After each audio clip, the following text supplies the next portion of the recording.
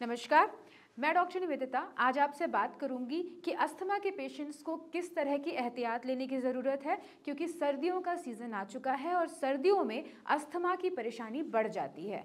तो आज हम इसी के बारे में बात करेंगे। उससे पहले थोड़ा सा अस्थमा के बारे में जान लेते हैं। अस्थमा एक आपकी बॉडी का रिस्पॉन्स है। आप ये कह सकते हैं कि ओवर रिस्पॉन्स है किसी भी चीज़ के खिलाफ जो वो समझती है कि हमारे बॉडी में अंदर नहीं जानी चाहिए, जैसे कि धुआं, धूल, स्मोक जिसे कह सकते हैं आप, या फिर एलर्जेंस किसी भी तरीके के, यानी कि pollen grains, strong perfume, strong fragrance, या फिर आपके घर में ही होने वाली धूल, खटमल जैसी चीज़ों को लेकर आपकी बॉडी रिस्पॉन्स देती है, जिसमें आपके श्वास की नली में अवरोध पैदा हो जाता है और बलगम निकलना शुरू हो जाता है, जिसकी वजह से श्वास की नली में सिकुड़न आने की वजह से और अवरोध आने की वजह से आपको सांस लेने में भी दिक्कत होती है। ऑफ कोर्स इसी की वजह से आपको बहुत ज़्यादा काम करना पड़ता है आपकी चेस्ट की मसल्स को सांस लेने में, तो चेस्ट पेन डेवलप होता है।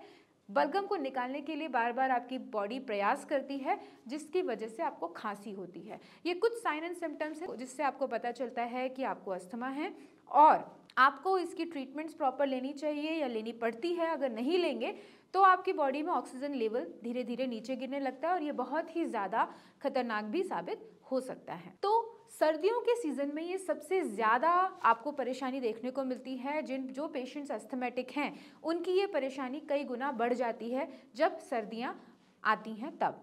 उसका मेन रीज़न है क्योंकि सर्दियाँ तो हैं ही, कोल्ड आपका जो वेदर है उसकी वजह से तो प्रॉब्लम हो ही रही है। पॉल्यूशन जो बढ़ रहा है वो ऊपर की तरफ ना जाके ह्यूमिडिटी की वजह से आपके सरफेस पे ही रह जाता है, और जिसकी वजह से आपके श्वास की नली में वो आता है और आपकी श्वास की नली उसके खिलाफ रिएक्शंस देती है।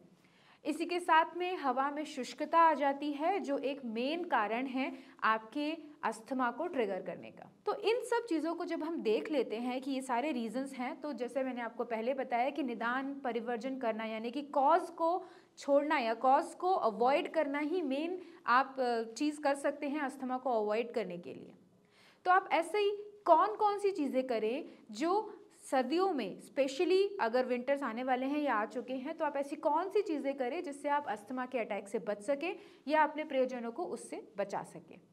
तो जी हाँ, जैसा कि मैंने आपको सबसे पहले कहा, कोल्ड वेदर सबसे ज़्यादा अस्थमा की प्रॉब्लम होती है। तो इस वेदर में कोशिश करें कि आप ना जाएं, बहुत ज़्यादा अपनी बॉडी को एक्सपोज ना करें।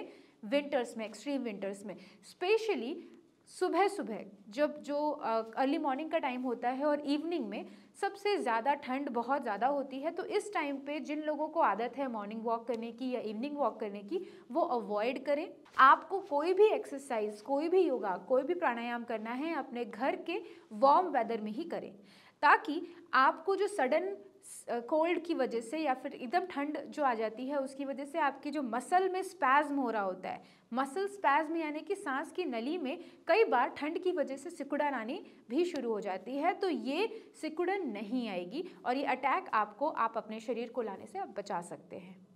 इसके साथ में आपको गर्म पानी का सेवन करना चाहिए, क्योंकि जितनी भी ये ठंडक है आपके श्वास नली में आ रही है, गर्म चीज़ें लेने से, जैसे कि चाय, काढ़ा, पानी, या फिर अगर आप सूप लें रेगुलर बेसिस पे, तो आप देखेंगे कि आपको श्वास की जो प्रॉब्लम है वो कम से कम हो रही है। इसके साथ में आप जितना भी खाना जो भी खा रहे हैं, जब भी खा रहे हैं, वो ताज़ा हो और रूम टेम्परेचर से ऊपर होना चाहिए, वार्म होना चाहिए। ठंडी चीज़ें आपको अवॉइड करनी चाहिए। दही स्पेशली आपको अवॉइड करनी है, अगर लेनी भी है तो रूम के टेम्परेचर पे लेनी चाहिए। मॉर्निंग में और इवनिंग में आपको नहीं लेना है और उसमें थोड़ा सा पानी मिला के आप लें। दूध को भी आप अवॉइड करें, क्योंकि दूध से भी बलगम बनता है, लेकिन आप एक काम कर सकते हैं कि हल्दी वाला दूध लें, इससे आपकी इम्यूनिटी भी बढ़ेगी और दूध के सारे जो आपके गुण हैं वो भी आपके शरीर में आएंगे। डिफरेंट जो स्पाइसेस हैं उनको अपनी डाइट में इनकॉर्पोरेट करना चाहिए, इससे आपकी इम्यूनिटी बढ़ेगी, शरीर में गर्मी रहेगी, जिससे सबसे ज़्यादा आपको अस्थमा होने के, अटैक होने के चांसेस कम हो जाएंगे।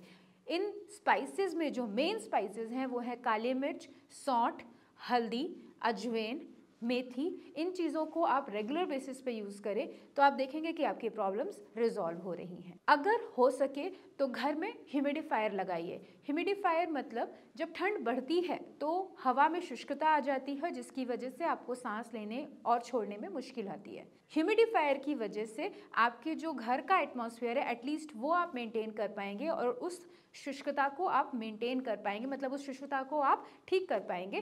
तो आपकी जो ये अस्थमैटिक प्रॉब्लम्स हैं वो कम से कम होंगी। तो आपकी अगर कोई मेडिसिन एलोपैथिक चल रही हैं उन्हें टाइम पे लीजिए, अपने ऑक्सीजन लेवल को चेक करते रहिए, अपनी प्रॉब्लम्स को समझने की कोशिश कीजिए। उसके साथ में जैसे कि मैंने आपको कहा, ये सारी चीज़ें सिर्फ मेंटेन कर सकती हैं आपकी अस्थमा की प्रॉब्लम को।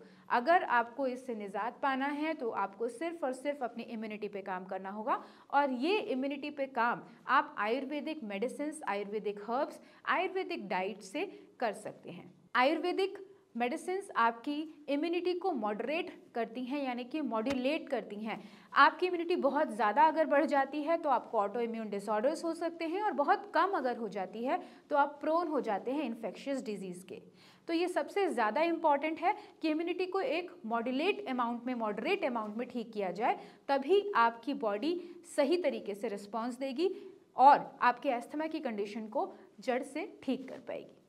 अगर आपको अस्थमा से रिलेटेड कोई भी डाउट है, कोई भी सवाल आपके जहन में आ रहे हैं, आप हमें कमेंट सेक्शन में कमेंट करके पूछ सकते हैं, या इन दिए हुए फ़ोन नंबर्स पे कॉल करके भी आप जानकारी प्राप्त कर सकते हैं। हमारी टीम आपको हेल्प करेगी इस डिजीज़ से निजात पाने में।